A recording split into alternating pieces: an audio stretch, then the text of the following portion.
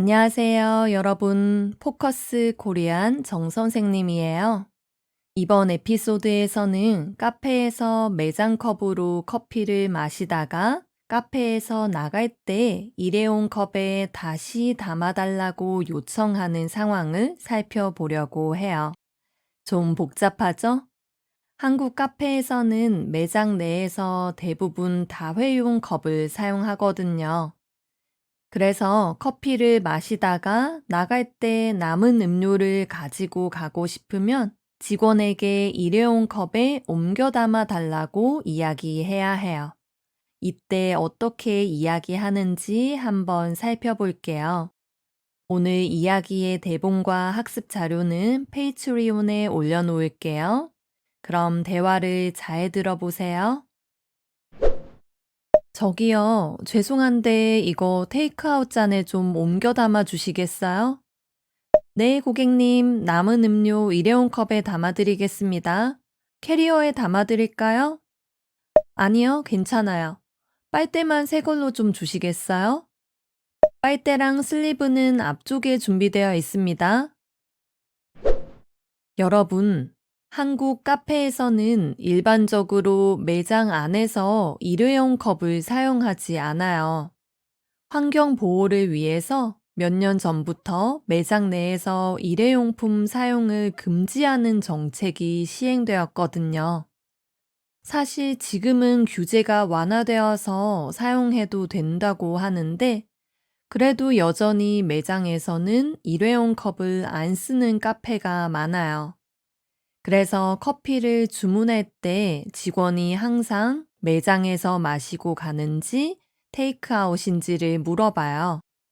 그래야 음료를 매장 컵에 줄지 일회용 컵에 줄지 결정할 수 있거든요.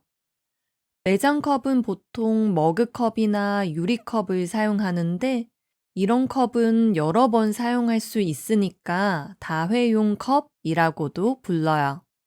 반대로 일회용 컵으로는 종이컵이나 플라스틱 컵을 사용하고요.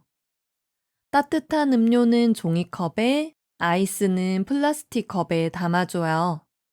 매장에서 음료를 마시고 간다고 하면 카페에서는 당연히 매장 컵에 담아주고 손님들도 거기에 익숙해요. 그리고 카페에서 나갈 때 남은 음료를 가지고 가고 싶으면 카운터에 가서 일회용 컵에 담아달라고 하면 돼요. 그럼 직원이 친절하게 음료를 옮겨 담아 줄 거예요. 한국 카페에서는 굉장히 흔한 일이에요.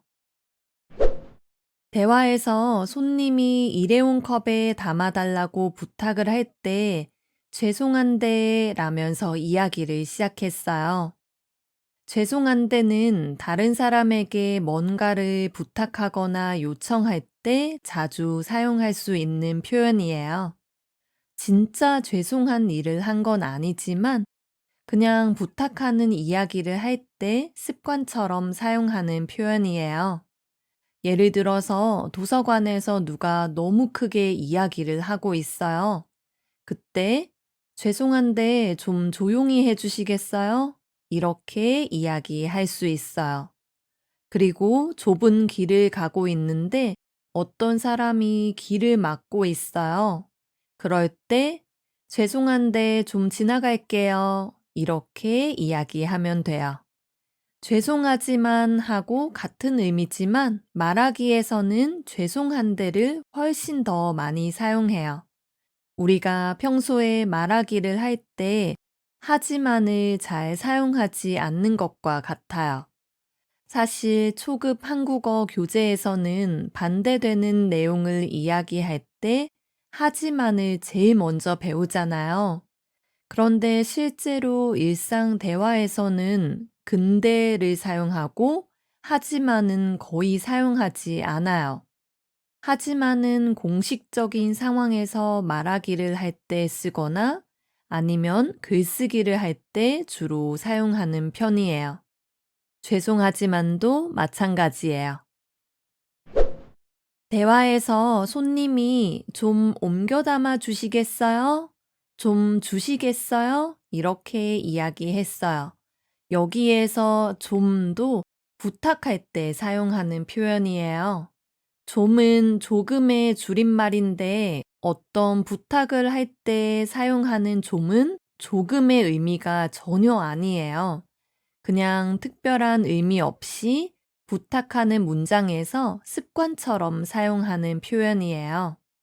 다른 사람에게 부탁이나 요청을 할 때 좀을 사용하면 훨씬 더 부드럽게 들려요. 그래서 대부분의 사람들은 좀을 습관처럼 함께 사용하는 것 같아요. 이거 해주세요 라고 말하는 것보다 이것 좀 해주세요 라고 말하는 게 훨씬 더 듣기 좋고 부드러워요. 그래서 좀을 안 쓰면 좀 예의 없는 느낌이 들기도 해요. 여러분도 부탁하는 말을 할 때는 문장에 좀을 쓰는 게 좋아요. 좀 전에 이야기한 것처럼 말하기 할 때 쓰는 표현과 쓰기 할 때 쓰는 표현이 다른 경우가 있어요. 말할 때 쓰는 언어를 구어라고 해요.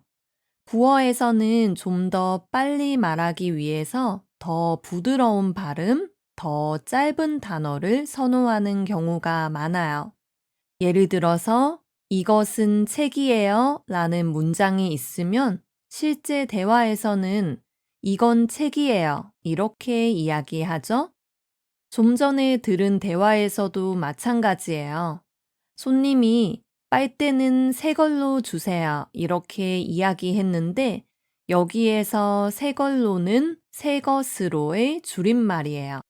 새 물건이라는 뜻의 새 것 뒤에 조사 으로가 붙으면 새 것으로가 되는데 이걸 줄여서 새 걸로 이렇게 말한 거예요. 더 짧게 그리고 발음도 편하게 바뀌었어요. 이건 이것, 그것, 저것에도 똑같이 적용돼요.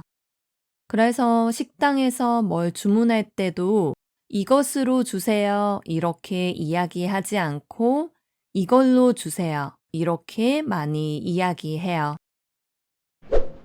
카페에서 주문한 음료가 너무 뜨겁거나 차가울 때 컵 바깥을 얇게 감싸주는 물건을 사용하죠. 그 물건의 이름을 슬리브라고 해요. 영어에서 온 단어예요. 사실 이 물건의 이름을 정확히 모르는 사람도 많아요.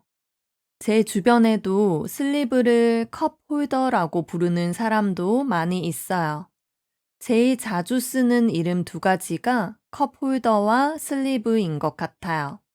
어쨌든 이름은 정확히 몰라도 한국에서는 일반적으로 일회용 컵을 쓸 때 슬리브를 함께 사용해요. 카페에서 손님에게 커피를 줄 때 기본적으로 슬리브를 씌워서 주기도 하고 아니면 앞에 셀프로 가지고 갈 수 있도록 준비되어 있는 카페도 있어요. 따뜻한 음료와 차가운 음료 모두 슬리브를 잘 사용해요.